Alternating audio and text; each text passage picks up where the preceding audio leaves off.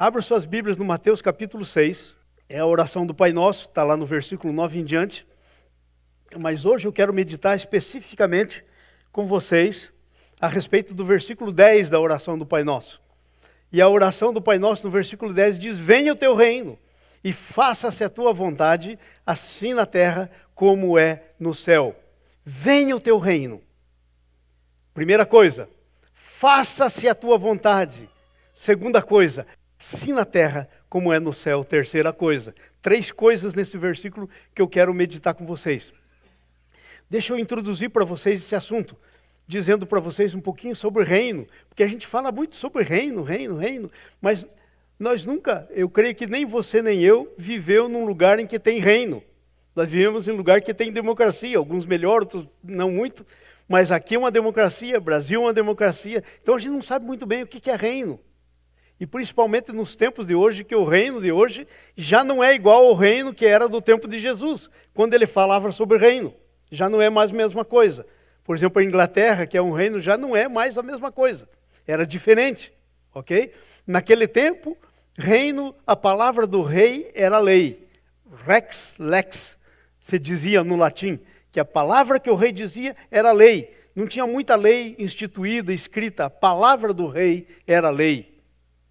Ok? Então, no reino de Deus, ainda continua assim, porque Deus não muda, isso nunca mudou. A palavra de Deus é a lei. Rex, lex. Então, reino aparece 123 vezes no Novo Testamento. 123 vezes a palavra reino, só no Novo Testamento. Outra coisa, só Jesus, só Ele mesmo, usou 98 vezes essa palavra reino. Tremendo, né? Quando alguma coisa aparece com tanta insistência na Bíblia, é porque tem alguma coisa para dizer.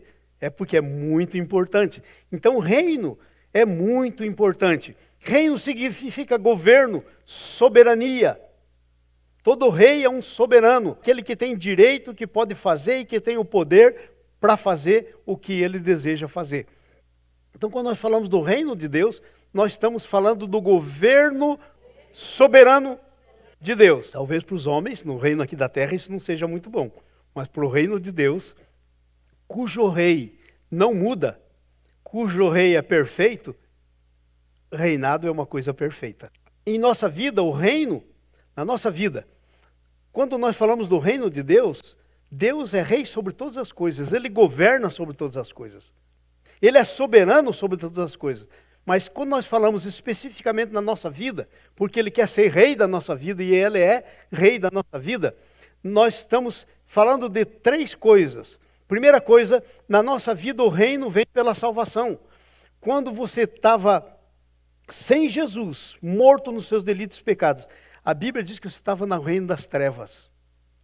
Mas a Bíblia diz que quando você nasceu de novo, quando o Espírito Santo fez um trabalho no teu espírito, convenceu você, lá no teu espírito, você estava morto, não podia fazer nada, mas o Espírito de Deus iluminou o teu espírito. A Bíblia diz então que você foi trazido para um lugar que você podia fazer a tua opção. Então você nasceu de novo, quando você recebeu Jesus. Quando você nasceu de novo, a Bíblia diz que você foi transportado do reino das trevas para o reino da sua luz, para o reino de Deus, do reino do diabo para o reino de Deus, do reino do mundo para o reino de Deus. Houve uma transportação, e esse negócio desse transporte é uma coisa tremenda, porque agora você entrou no reino de Deus, quando você nasceu de novo. Agora presta atenção, aí vem a segunda instância do reino de Deus na nossa vida. A primeira é quando a gente entra nele, e ele entra na gente, porque quando você nasce de novo, o reino de Deus entra em você também. A Bíblia diz isso, nós logo vamos ver.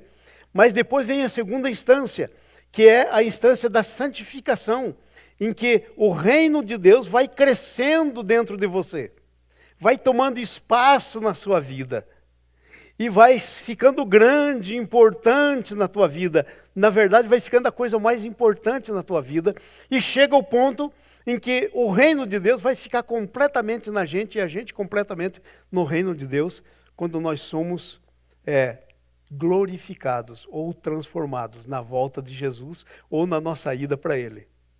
aí o reino de Deus é completo em nós e nós no reino. Por isso nós podemos dizer que o reino de Deus já veio, mas ele ainda está vindo e ele ainda virá. John Stott, um grande homem de Deus, diz o já e o ainda não. Ele escreveu vários livros e ele falou muito sobre esse termo, o já e o ainda não. O reino de Deus já veio, já está em você, mas ele ainda não veio na sua plenitude, naquilo que ele vai ser quando Deus terminar o processo do reino dentro de você, de gerar o reino dentro de você e de gerar um reino para você. A Bíblia diz que nós somos reis e sacerdotes do reino dele. Entenderam isso? É muito importante. Isso está escrito lá em Mateus 12, 28, está escrito lá em Lucas 17, 21, 1 Coríntios 15, 24, Romanos 14, 17, Apocalipse 21. Nós não vamos ler todos esses textos, mas esses textos estão dizendo exatamente o que eu disse para vocês. Eu queria que vocês, se possível, depois podem entrar no meu blog, lá na igreja, iccatlanta.com. Daí você baixa até o fim, lá no finalzinho tem lá, blog do Pastor João. Esse estudo está lá. Todos os estudos, todas as pregações que eu faço aqui estão lá, você pode rever, ok? Então você vai poder rever os versículos. Então, na verdade, o reino não só vem em nós, mas acontece uma outra coisa também, que eu e você fomos chamados por Deus para implantar o seu reino aqui na terra. Então o reino vem em nós entramos no reino e nós passamos a implantar o reino. Olha que coisa tremenda. Quem sou eu para isso? Quem é você para isso? Mas Deus nos escolheu. Mas Deus nos colocou nessa posição, em que o reino vem em nós. E aí nós nos tornamos agentes do reino, implantadores do reino aqui na terra. Sabia disso? Que você é implantador do reino, do governo de Deus aqui na terra, começando sobre a tua vida. Eu acabei de dar um exemplo, agradecendo ao Senhor pelo que Ele fez. Eu estava com o joelho assim, que a calça ficava totalmente assim, puxada, de tão grande meu joelho. E o pé não entrava no sapato, tive que ir de sandália. E outro dedão inchado. E aí eu resolvi fazer valer o reino de Deus na minha vida, pela fé. A gente entra no reino pela fé, a gente cresce no reino pela fé. E a gente implanta o reino pela fé. Então você pode começar a implantar o reino na tua vida em qualquer circunstância, desde a tua saúde, dos teus negócios, das tuas coisas, qualquer circunstância, na tua família. Você começa a implantar o reino, porque você se torna um agente do reino. Então a primeira coisa que eu quero ver com vocês hoje é: venha o teu reino. Quando nós dizemos venha o teu reino, nós estamos pedindo que o reino venha. Mas será que Deus não é soberano o suficiente para fazer com que o reino venha sem eu pedir? Claro que é. Ele é soberano, pode fazer todas as coisas. Mas Deus escolheu eu e você para sermos cooperadores com Deus. Sabe onde está escrito isso? Em 1 Coríntios.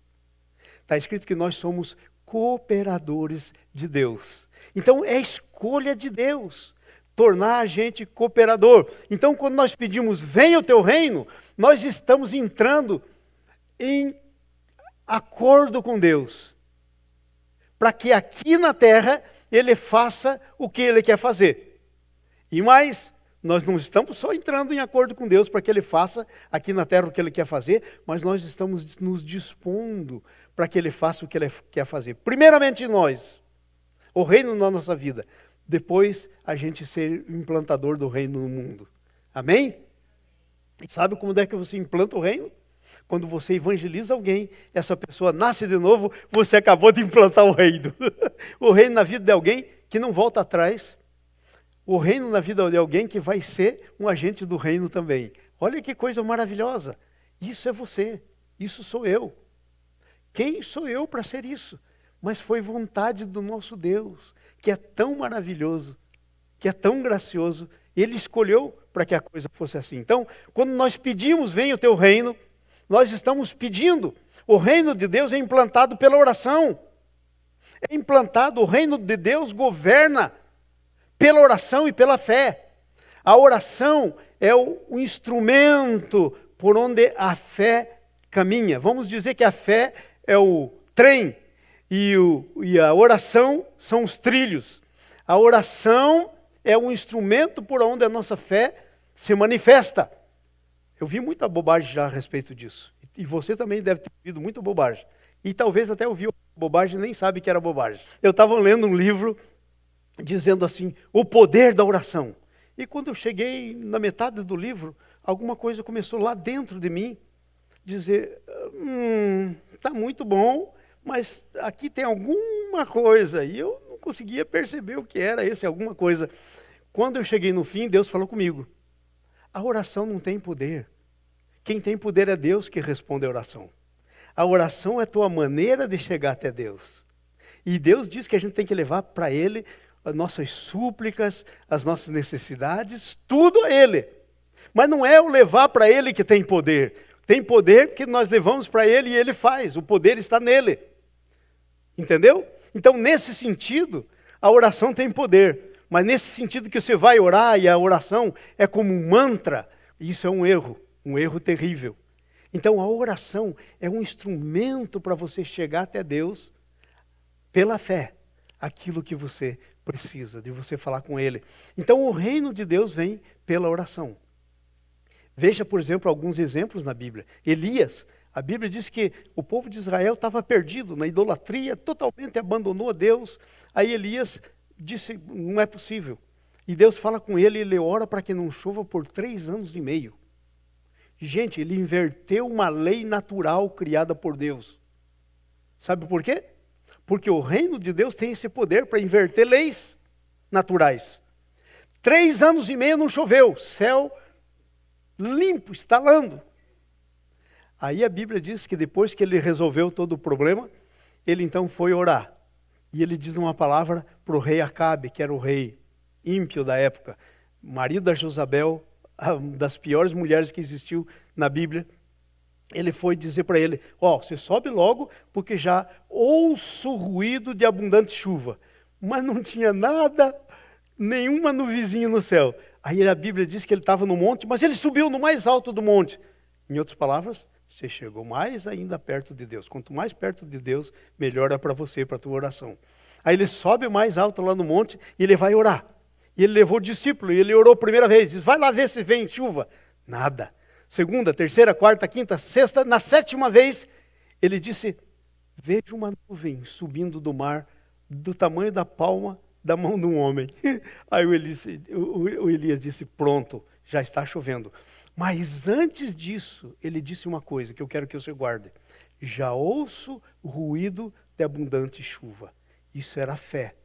A fé traz à existência o que ainda não existe. Pela fé. Está escrito lá em Hebreus isso. Você pode ler. Então ele orou. E foi pela fé. Então a oração dele levou até Deus e Deus fez chover. Tremendo, tremendo, tremendo, tremendo. Tremendo. Acabei de dar o meu testemunho para vocês aí, de como é que eu saí daqui, e saí pela fé.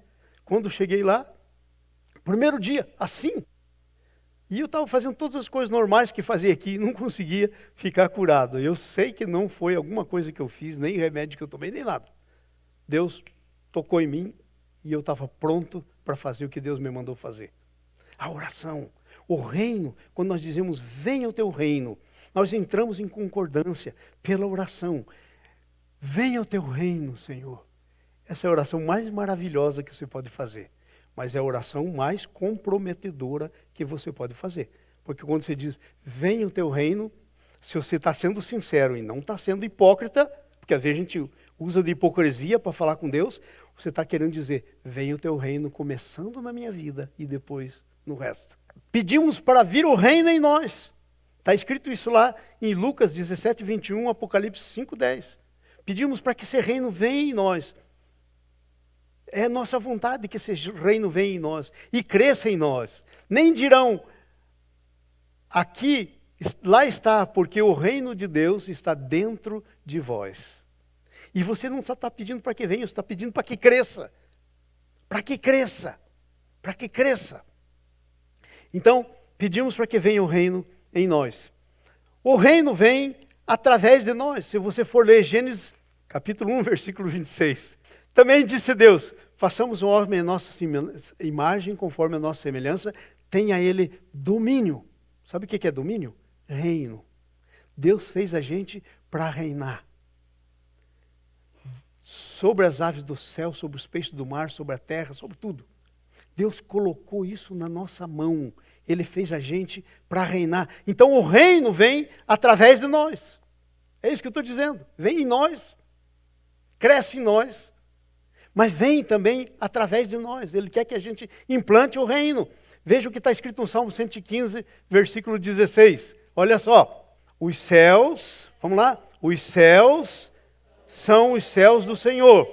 Mas a terra deu-lhe a ele os filhos dos homens. É por isso que a gente tem que governar aqui na terra. É por isso que a gente não vai governar no céu. Quando a gente for com Deus, a gente não vai ter que governar. É por isso que nós vamos governar, porque o Senhor deu a terra aos filhos dos homens. E compete a nós agora reinar. E sabe, aquela palavra que Deus diz, e nós vamos ver isso um pouquinho mais para frente, quando dois concordarem com alguma coisa aqui na terra, é feito no céu. Por que isso? Porque Deus nos deu a terra. E Deus não é igual, muitas vezes, eu e você, que nós fazemos uma coisa e desfazemos. Dizemos uma coisa e desdizemos. Prometemos e desprometemos. Deus não é assim. Ele deu para o homem e ele respeita isso. Por isso é que quando a gente concorda aqui, é feito lá. Amém? Vamos lá para Lucas 10, 9. O que ele disse para a gente fazer aqui na terra? Curai os enfermos que nela houver. Anunciai-lhes, a vós outros está próximo o reino de Deus. Quem anuncia o reino aqui? Não só anunciamos, nós levamos o reino para dentro das pessoas. E levamos as pessoas para dentro do reino. Veja o Mateus 28, 18 e 19, você sabe de cor. Estou falando sobre através de nós, o reino vem através de nós. Sabe por quê? Porque enquanto você não souber que o reino, que Deus quer que o reino aqui na terra venha através de você, você de fato não sabe quem você é. Porque quando você não sabe o que você deve fazer, é porque você não sabe quem é.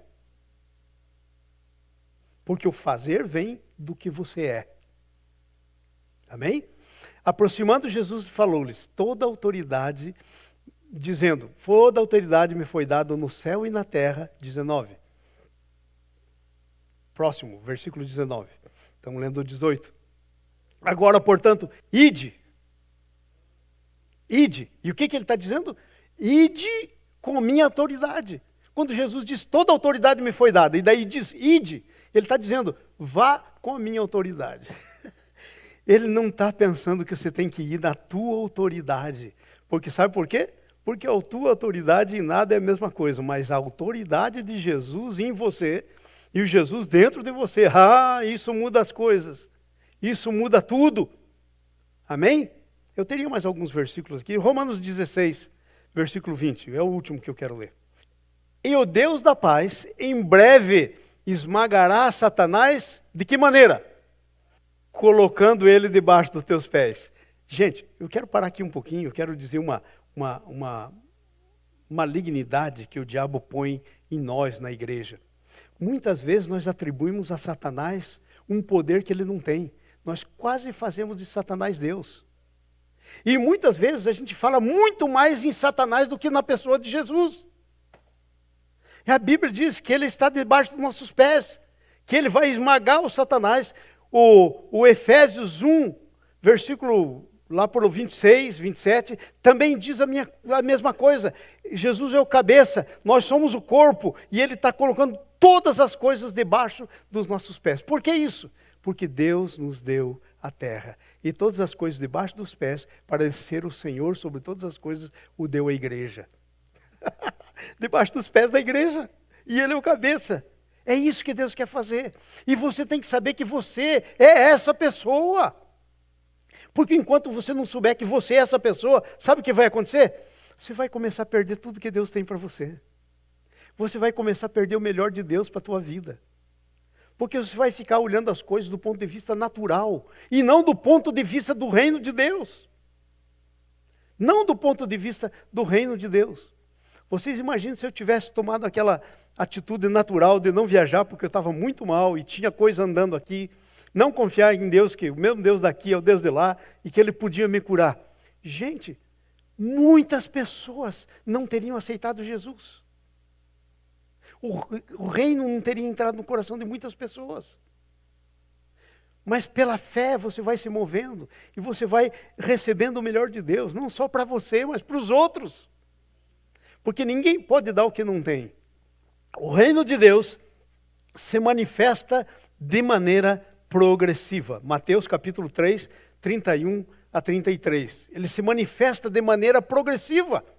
Se Deus pusesse o reino de Deus em você, um ser humano como eu, que precisa de todo um processo de santificação, sabe o que acontecia com a gente? Brum! Explodia. O reino é demais.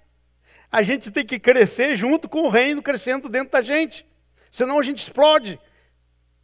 É como Deus disse para Moisés, se eu mostrar, ninguém jamais viu a minha face e viveu. Por isso eu vou pôr você na fenda da rocha e você vai me ver pelas costas. De costas. Você vai me ver pelas costas. E isso já é uma visão tremenda para você. Disse Deus para Moisés, né? Outra parábola lhe propôs, dizendo, o reino dos céus é semelhante a um grão de mostarda que um homem plantou no seu campo. Vai para frente, 32. Versículo 32. O qual, na verdade, é a menor de todas as sementes. E crescida, se torna a maior das hortaliças. E não está falando de hortaliça igual couve, repolho. Está falando daí de uma árvore. E você faz árvore. Veja onde está escrito isso aí. Essa hortaliça aí, essa grão de mostarda, uma árvore. Abra um parênteses. Eu lembro que quando eu estava ainda muitos anos atrás, em Guarapuava, alguém trouxe um grão de mostarda. Lá de Israel, foi lá e trouxe um tal de grão de mostarda, né? E eu falei, nossa, mas eu pensava que era um chumbinho assim, quase invisível. Sabe por que diz que é menor de todas as sementes? Porque era a menor das sementes usadas para peso. As balanças eram assim de peso, né? Você punha um peso aqui, daí punha... Então, a melhor peso que existia era aquele grãozinho de mostarda. Mas não é que ele era igual um chumbinho, quase invisível. Era o melhor usado para peso. Esse é o sentido bíblico da coisa. Mas quando você planta, ele se torna maior do que todas as hortaliças, uma árvore, de modo que as aves vêm aninhar-se nos seus ramos. Veja só, esse camarada trouxe, plantou lá na casa dele e eu pude ver. É mais ou menos parecido com uma palmeira, um negócio impressionante. E outra coisa, cresce rápido. É um negócio fenomenal, cresce rápido. Então o reino de Deus é progressivo. Como é que ele vem em você? Como uma semente. Por que não diz como um grão de areia? Porque grão de areia é morto, semente é viva. O reino de Deus é uma semente viva, plantada dentro de você. Pequenininha, mas daí ele vai crescendo e se torna grande. Outra parábola disse, o reino é semelhante a um fermento que uma mulher tomou e escondeu em 3 medidas de farinha, até tudo ficar levedado. Um pouquinho de fermento no meio da massa. O que fez? Levedou toda a massa. Sabe quem que é massa? É você.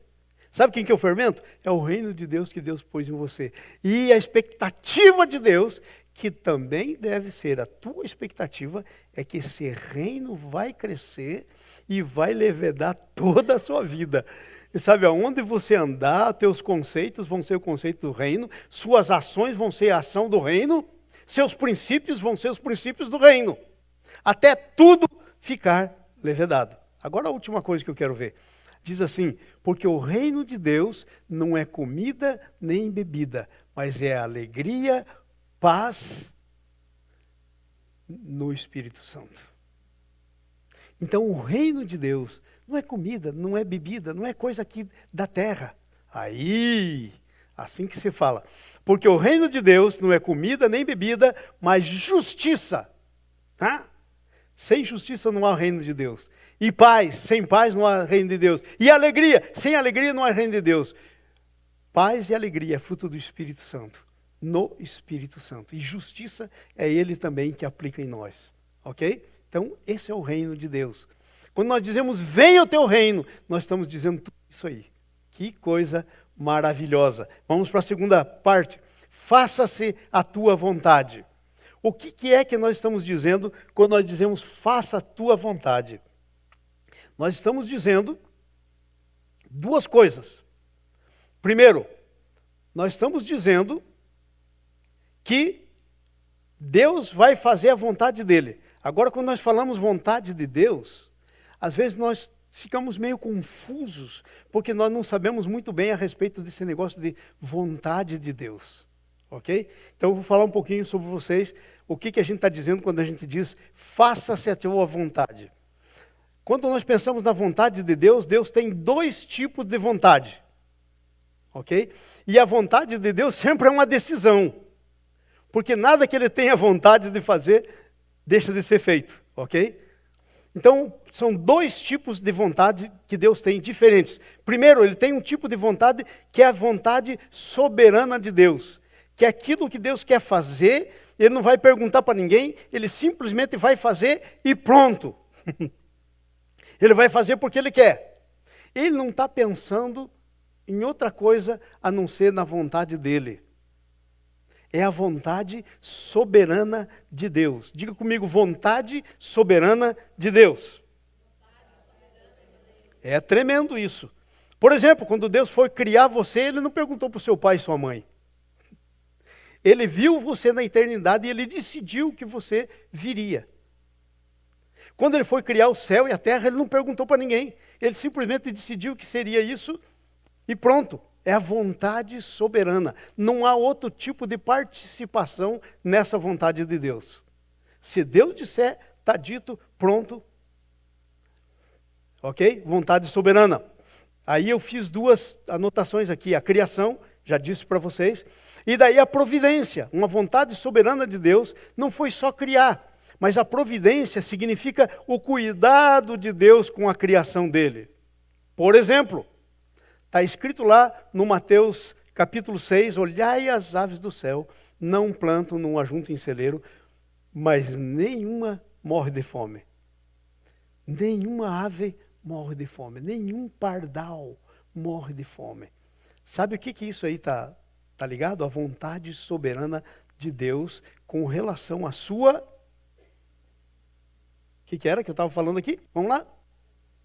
Providência, relação à sua providência. Deus é que provê para as aves, para os animais, para as árvores, para tudo isso que tem aí, que é vivo. Por isso que a Bíblia diz assim, todo ser que respira. Árvore respira ou não? Claro. Todo ser que respira, louve ao Senhor. Todo ser que respira, louve ao Senhor. Então é vontade soberana de Deus, está relacionado com a sua criação e a sua providência. Ok? Com essa vontade, quando Deus está exercendo a sua vontade soberana, se a gente quiser ter alguma participação, negativa a gente não consegue ter. Está cheio de versículos na Bíblia. Quem aconselhou Deus? Quem disse para ele? Por exemplo, se você quiser ver isso, você lê lá mais ou menos pelo final do livro do Jó, e você vai ver Deus falando com Jó, dizendo isso. Quem foi o seu conselheiro? Então é a vontade soberana dele. Não adianta, nada pode impedir e nada vai participar nessa vontade. Agora existe um outro tipo de vontade, que é a vontade de comando de Deus. A vontade de comando de Deus. O que isso quer dizer? É uma vontade em que Deus dá uma ordem, mas ela é uma ordem que exige um retorno teu. Por exemplo, Deus disse para Abraão, sai da tua terra, vai para uma terra que eu vou te mostrar, eu vou fazer de você uma grande nação, vou te multiplicar, vai ser igual os grãos de areia da terra, igual as estrelas do céu. Mas o Abraão precisava sair. E vocês que conhecem a história sabem que o Abraão saiu e ficou na metade do caminho. Aí o seu pai morreu, Deus falou com ele de novo e ele foi até onde ele teria que ir. E aí Deus disse para ele, você anda por essa terra toda, tudo onde você pisar o teu pé será teu. O que ele tinha que fazer? Pegar a tenda dele e sair andando. E glória a Deus, porque ele era criador de ovelha e de gado. Então ele podia ir andando para tudo que é lugar, levava a criação junto, né? Ele não tinha nada fixo no lugar. Então ele saía andando, né? E pisando no lugar da terra. Ele teria que andar. Ele teria que andar. Aí o Isaac cresce. Ok? Ele foi e Deus fez soberanamente uma parte. Mas aí, muitas vezes tem a parte soberana que Deus vai fazer, mas tem uma parte que eu vou fazer. Aí o menino cresce, está lá aquela beleza, né? Cumprimento da promessa de Deus e tal. E naquele tempo eles escreviam toda a história num cajado, que é uma vara que eles usavam, porque eles andavam por terrenos muito irregulares, eles tinham uma vara assim. Então eles escreviam, desenhavam naquele cajado a história. Então está lá a história do Isaac começando a ser desenhado no cajadozinho dele. Mas um belo dia Deus diz, pega esse menino aí e sacrifica. Sacrifica para mim. Então tinha uma parte soberana de Deus. E o Abraão entendeu a parte soberana de Deus. Se você lê o livro de Hebreus, capítulo 11, você vai ver lá que Abraão creu que Deus era suficientemente Deus para ressuscitar das cinzas. É daí que vem essa história do Fênix, né? Que ressuscita das cinzas. Mas tem uma história melhor que ela, que é a história de Isaac. O Abraão creu, está escrito lá no livro de Hebreus. E o que ele faz? Ele pega todas as coisas, vai lá para sacrificar o Abraão. Aliás, o Abraão levando o Isaac para sacrificar. O que isso quer dizer? É que aí nós temos duas coisas. Uma coisa soberana de Deus, mas nós temos também uma vontade. Como é que era o nome dessa outra vontade? A vontade soberana de Deus. Estava sobre Isaac, mas como é que é o nome da outra vontade? De comando. Havia um comando, pega esse menino, leva para lá. Todas as vezes que é um comando, que é uma ordem, estou dizendo comando, mas comando é uma ordem, exige uma responsabilidade ou uma resposta minha. Aí ele sai levando o menino e ele põe lá, põe a lenha, e aí o garoto pergunta, mas pai, nós não estamos esquecendo alguma coisa? Esquecemos do cordeiro, a gente vai fazer o sacrifício. Ele diz, Deus proverá para si um cordeiro. Olha a fé dele. Na vontade, o quê? Soberana. Na vontade soberana de Deus. Deus disse que ele tem um filho, nasceu o filho. Antes do filho nascer, ainda o Jesus, antes da encarnação, que aparecia na forma de anjos, e se chamava anjo do Senhor, veio perto da tenda dele e disse, daqui 1 ano eu volto aqui, ela vai ter o filho. E a Sara riu, e aí ele disse, por que você riu? Está achando que eu não sou capaz de fazer o que eu digo?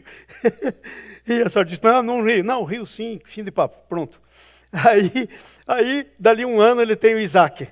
Então ele sabia que aquele era o filho. E aí Deus manda ele lá. Então ele põe lá, faz o altar, põe a lenha, e esperando que Deus ia prover um cordeiro. Mas o cordeiro era o Isaac. E o Isaac, por causa disso que o Abraão fez, é um tipo de Cristo. Que é como se ele tivesse morrido e ressuscitado. Por isso, em Abraão será chamada a tua... Em Isaac, aliás, será chamada a tua descendência. Que era o da fé. Aí, quando ele ia descer o facão no pescoço do Isaac, Deus grita. Deus diz, não faça isso, porque agora eu sei que você temes a Deus. Agora pergunta, será que Deus já não sabia que ele temia a Deus? Claro que sabia. Mas por que ele tinha que fazer isso? Por causa dele mesmo. Ele tinha que saber o quanto ele amava a Deus. Deus estava mostrando para ele quem realmente ele tinha se tornado. Um camarada que amava a Deus acima de tudo. Acima da compreensão dele. Que Deus tinha dito que o Isaac ia ser... Esperando, trocando um vivo por um ressuscitado de cinza. Vem, imagina isso. Deus diz, não faça isso. E aí, tem outra vez que Deus fala com ele. E Deus diz, por que você fez isso? Jurei por mim mesmo. E quando Deus jura por mim mesmo, nós estamos em que tipo de vontade de Deus? Na do comando ou na soberana? Na soberana, sem nenhuma dúvida. Então, às vezes, nós temos essas duas vontades juntos, operando junto. Deus na soberania dele operando, mas a gente é cooperador. E sempre que Deus faz isso, ele tem alguma coisa para mostrar para a gente. Ele tinha para mostrar para Abraão alguma coisa. Ele tinha. Quando Deus fez isso com Jó, vai lá o Satanás e diz assim, mas o Senhor abençoou o Jó, claro. Ele faz isso porque ele está barganhando com o Senhor. Deus disse, não. É pelo coração que ele faz. E o Satanás disse, deixa eu pôr a mão nele, quero ver esse negócio do coração dele. E aí Deus disse, vai, mas não toca na sua vida, não pode tirar a vida. E aí o Jó então passa por toda aquela, uma lepra que ele tinha que raspar com um caco de cerâmica, cheirando mal, que os amigos vieram ver, ficaram 3 dias sem poder falar com ele. Então era o desespero da coisa.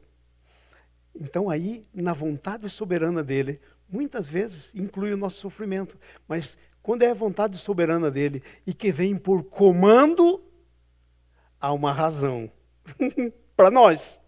Porque quando é só vontade soberana, há uma razão para Deus. Mas é quando é vontade soberana e tem um comando de Deus, tem uma ordem, há uma razão para mim. Então o Jó passa tudo aquilo que passa. E Deus mostra para Satanás que ele estava muito, muito enganado. Que quando alguém é filho de Deus, que quando alguém como Jó, que era nascido de novo, e tem o Espírito Santo, e é fiel, ele vai passar tudo. E mais, ele não só mostra para Satanás, mas ele tirou o Jó desse degrau aqui e pôs o Jó aqui. Porque a Bíblia diz que ele se tornou 2 vezes mais rico do que era. Não sei por que precisava tanta riqueza, mas Deus quis fazer, ele fez. Só para você saber que Deus não é contra a riqueza e que Deus pode te tornar muito, muito, muito, muito rico se o teu coração for totalmente dele. Então, essas 2 vontades de Deus, às vezes elas se mesclam. Entendeu? Na nossa experiência. Há uma vontade soberana, mas há também uma ordem. Veja, por exemplo, Jesus. Jesus foi fazer a oração. A pastora Rosângela leu agora há pouco aqui. Pai, se possível, afasta de mim esse cálice, mas não seja como eu quero, mas sim a tua vontade. Sabe? Aí tinha uma vontade soberana de Deus que Jesus ia morrer. Porque se não morre Jesus, você e eu não estamos existindo aqui hoje como cristãos, como filhos de Deus. E mais do que isso, a pastora Rogério leu o texto. Ela disse assim, que ele foi ouvido por causa da piedade. Em outras palavras, Deus disse assim, ok, se você quiser que eu passe o cálice, eu passo. Por causa da tua piedade, por causa da tua pureza. Mas fique sabendo, se a gente passar esse cálice aí, vai ficar você sozinho, só vou ter um filho. E o meu desejo, e creio que o teu desejo também, é que a gente tenha uma grande família e você tenha muitos irmãos. E aí Jesus diz, mas não seja a minha vontade, mas a tua vontade. E aí então, quando Jesus estava passando por tudo aquilo, o Isaías, capítulo 53, diz lá no fim de Isaías, ele verá o fruto do penoso trabalho da sua alma e se alegrará. E daí também diz outro texto da Bíblia, em troca da alegria que lhe estava, está lá em Hebreus, em troca da alegria que estava proposta, ele suportou todas as coisas. Isso é uma soma da vontade soberana de Deus com o quê? A tua obediência, com o comando de Deus. Então quer dizer que todo mundo que está no inferno, e já tem muita gente no inferno hoje, todo mundo que está no inferno está lá com o preço pago. Mas por que está lá? Porque tinha um comando. E aonde que está escrito isso? João 3,16 até o 21. Porque Deus amou o mundo de tal maneira que deu seu Filho único para todo que nele crê. Aí é o comando, você tem que crer. Não pereça, mas tenha vida eterna. E aí continua dizendo, e diz assim, e a luz veio ao mundo, mas os homens amaram mais as trevas do que a luz. Fizeram uma decisão contrária ao comando de Deus. Vocês sabiam que nós, na questão do reino, na questão de Jesus na nossa vida, já fizemos a decisão e ela não tem volta. Mas na questão da vida cristã, na questão desse progresso do reino, lembram? Primeiro vem a salvação, daí vem a santificação. A santificação é quando Deus está trabalhando com você, para você possuir, para você viver o melhor de Deus para você. Sabe o que a gente faz?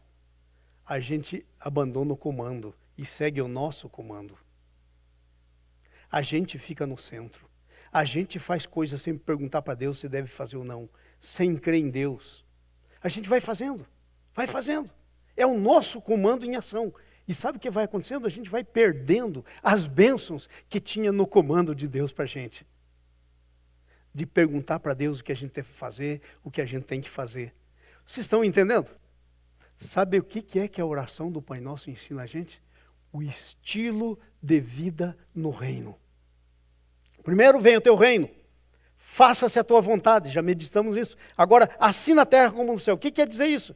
Assim na terra como no céu significa que o padrão de Deus não está na terra, ele está no céu. A gente tem que viver com a nossa mente no céu. A vontade de Deus. Quando você tem o reino dentro de você, você traz o céu para a terra. E o que é trazer o céu para a terra? A terra funciona segundo o curso desse mundo, diz a Bíblia. Há uma coisa operando nesse mundo. Mas você traz o reino dos céus, você traz os céus à terra. O reino de Deus invade a terra. E Ele quer invadir.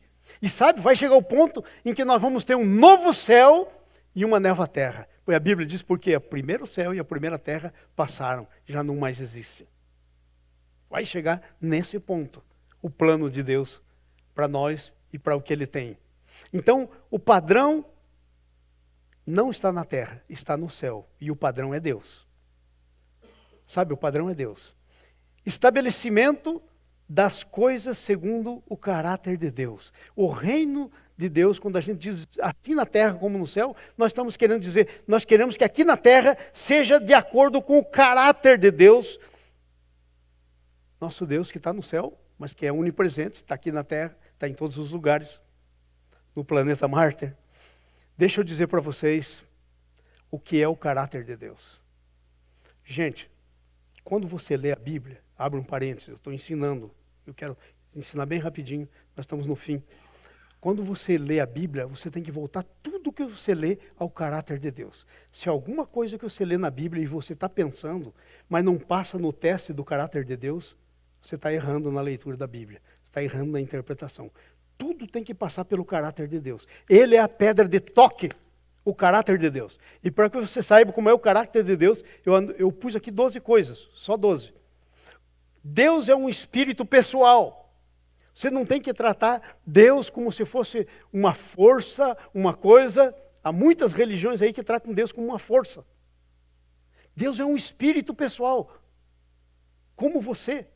É espírito. A Bíblia diz que quando você nasce de novo, aquele que nasce de novo é espírito. O que nasce da carne é carne. João 3, versículo 6. Então Deus é um espírito. Por isso que Ele se comunica com você. Ok? Vai para frente. Deus é todo poderoso. Deus é onipresente. Deus é onisciente. Deus é onipotente. Deus é santo. Deus é verdade absoluta. Deus é reto. Sua retidão é 100%. Deus é justo, sua justiça é 100%. Deus é amor, que se manifesta em misericórdia e em graça. E Ele é 100% amor. Deus é fiel, Deus nunca muda. Anotei aqui 12 características do caráter de Deus. E esse caráter de Deus, sabe o que vai acontecer? Vai ser o teu caráter, quando o reino que está implantado em você, e você que está no reino, for crescendo. Como o fermento, vai levedando a massa. E o reino vai tocando, vai tocando. E daí, lá em 1 Coríntios, diz assim: quem conheceu a mente do Senhor para que possa instruí-lo? Nós, porém, temos a mente de Cristo. É aí que Deus quer chegar com a gente. Em que a gente tenha a mente de Cristo e viva pela mente dele. E sabe, se eu precisasse resumir qual é o plano de Deus para você, sabe como é que eu resumiria? O plano de Deus é que você conheça a Deus perfeitamente, sirva a Ele com todo o teu coração, toda a tua alma, todas as tuas forças e desfrute de tudo que Ele tem para você. Esse é o resumo da coisa. Deus não quer só espezinhar você, Deus quer o melhor para você. Amém? E eu termino então lendo aqui a minha conclusão que eu escrevi. O reino de Deus é o reino onde Deus reina supremo. E Jesus Cristo é o seu rei. É supremo. Nesse reino, a autoridade de Deus é reconhecida e a sua vontade é obedecida. Esse é o reino que você está. Que você reconhece a vontade de Deus e obedece. E obedece. Amém? 2 perguntas para você sair pensando. Já nasci de novo e por isso entrei no reino de Deus? Infelizmente, e eu não estou dizendo isso como julgamento, mas a palavra de Deus diz que quando Deus semeava os filhos de Deus na terra, ou seja, na igreja, veio o diabo e semeou joio. Infelizmente, na igreja tem muito joio. Nós não estamos aqui para julgar quem é joio e quem não é joio. E mais, não estamos aqui para arrancar o joio, porque a Bíblia diz, deixa crescer junto. E no final dos tempos vêm os anjos e arrancam. Arrancam o trigo, põe no celeiro, que é o céu, arranca o joio, põe no fogo, que é o inferno. Então, você já nasceu de novo ou você é religioso? Tem muita gente na igreja religioso. Religioso. Hoje à tarde, eu estava preparando a palavra que o pastor Denis vai pregar aqui. Eles sempre me ligam dizendo, ó, isso aqui tá. E às vezes Deus me dá alguns insights para eles, né? Algumas coisas. E ele vai pregar um texto maravilhoso, que é o texto do Filipe, que foi levado pelo Espírito Santo para pregar para o eunuco. Aquele eunuco da rainha de Candace, da África, ia muitas vezes para Jerusalém. Ele ia, mas ele ia como religioso. Ele fazia todos os rituais religiosos, mas nunca tinha tido um encontro com o Deus dos rituais. Mas aí, Deus, olhando o seu coração, né, estava fazendo aquilo, Deus manda o Filipe vai lá, ele está lendo Isaías 53. E ele falou, mas de quem que o profeta está falando? Eu não sei. Como é que crerão se não há quem explique, diz a Bíblia, lá em Romanos 10. Como crerão se não há quem pregue? E ele começa a explicar, e ele fala de Jesus. E o camarada diz assim, aqui há água, eu quero ser batizado. Aí ele tem um encontro com o Deus da religião. Em outras palavras, é possível ter a religião de Deus sem ter o Deus da religião. Como é que você está? Eu termino com essa pergunta. Eu não posso responder para você, só você pode. Você pode ter a religião de Deus e não ter o Deus da religião. Assim era com o eunuco.